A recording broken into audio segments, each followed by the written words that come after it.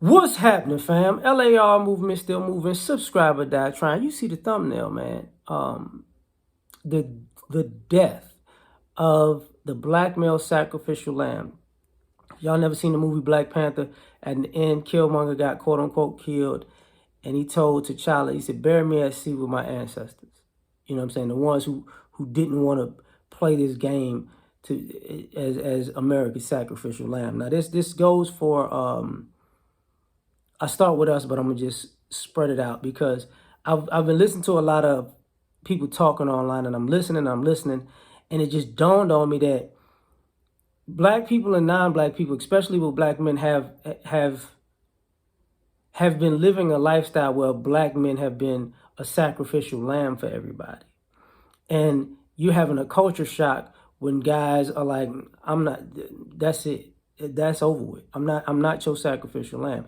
I'm not putting in all the work for you to reap all the benefits, and you act like you're better than me. No more. That we done with that. That's it. It's over with." And people are having this mental conniption, is this little fit where their reality is living with a black male sacrificial lamb. Like, think about it. Like, the first black man to do da. Like, Jackie Robinson was a sacrificial lamb. Jackie, you probably aren't the best player, but you're the person that has the temperament to deal with our BS and still be successful without really going off and smacking one of us in the face, or beating the brakes off of one of us and maybe causing a race ride because we don't know how to act. Over time, it's like, nah, we're not finna do that, player. I was going to use not Martin Luther King, but the Malcolm X picture with him holding the gun. But I just decided to Killmonger picture. Black men are no longer trying to be your Medgar Evers, your Martin Luther Kings, your Malcolm X's. Not because they were great men, but because they died and we didn't do right by them. You know what I'm saying? So now you're dealing with, where the black male leaders at? We're not finna sacrifice our lives for y'all to leave our families hanging. No thank you. No thank you. Kind of with the older guys who were the husbands, the fathers, the stepfathers, who took care of kids and put families in college, and made sure your great grandmother or big mom or your grandmother didn't have to work for the rest of her life because he worked 30, 40 years at the plant, and she got his pension when he died because he died younger from, just basically overexertion and stress and racism, only to turn around and be viewed as a villain, a villainized womanizer who beat women, who became Mr. from The Color Purple, for you to turn around while he's dead and villainize him, turn around and say, where the real men at? Like, the man I just said was a villain, and he sacrificed his life so I can get an education and go to college and take a dump on other black men. It's like, brothers like, nah, we're not doing that. We're not doing that. When I brought up the stepfathers, you got guys who are husbands and fathers and stepfathers, only for you to disrespect your father, or to disrespect your stepfather with the "you ain't my daddy," or even for the guys to grow up and be the antithesis of their fathers or stepfathers and become a womanizer, and then want guys that would like that their father or stepfather that they disrespected, by the way, and they didn't want to be like. Then they want those type of guys to come help them fix the mess that they've caused when they blew up their own family. You should sacrifice like my father and my stepdaddy sacrificed for me to go around and do the complete opposite out of selfishness. And you remind me of him. So, and now,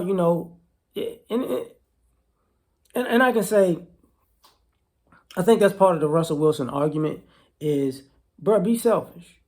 Like, be you first. Stop sacrificing for these ungrateful people.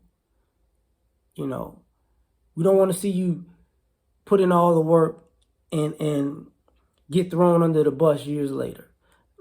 It's because the impractical practice, it happens so often. You get what I'm saying?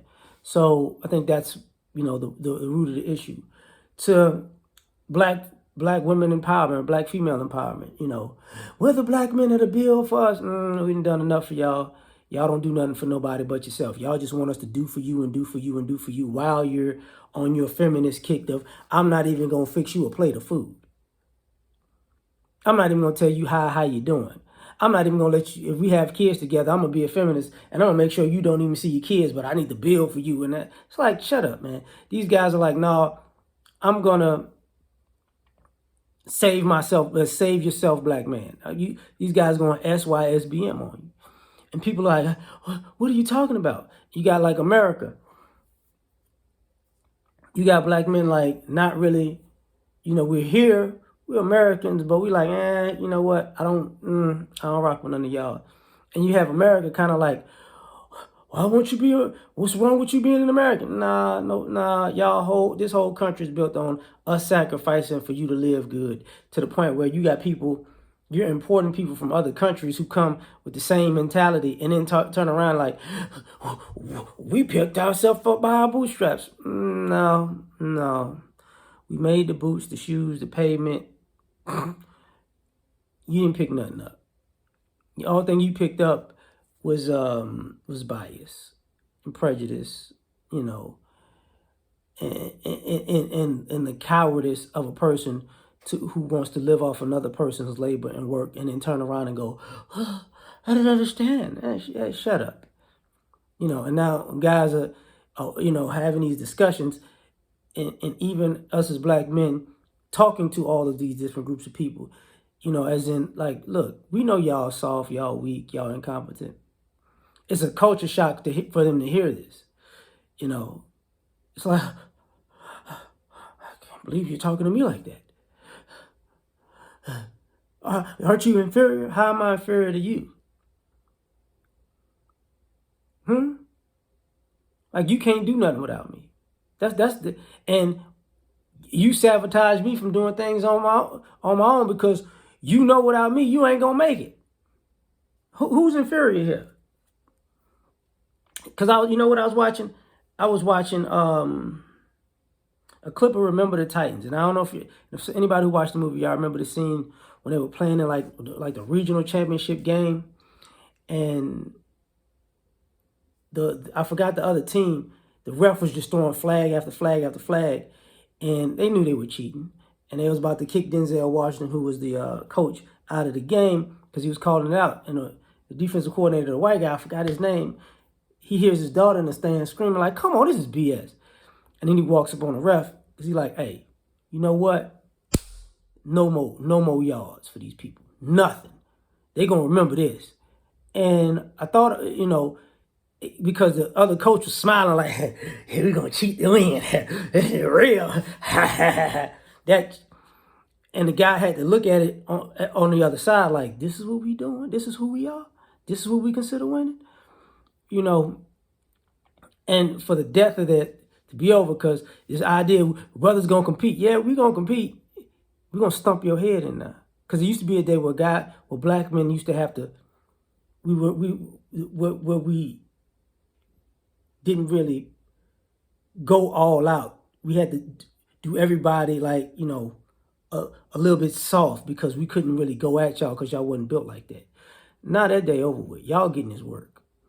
And nobody cares about, especially us. We don't care because we're not your sacrificial lamb no more. Let's see how you willing to sacrifice. What a day when the tables turned. Like, share, subscribe, or die. Try and catch you on the next one. Peace.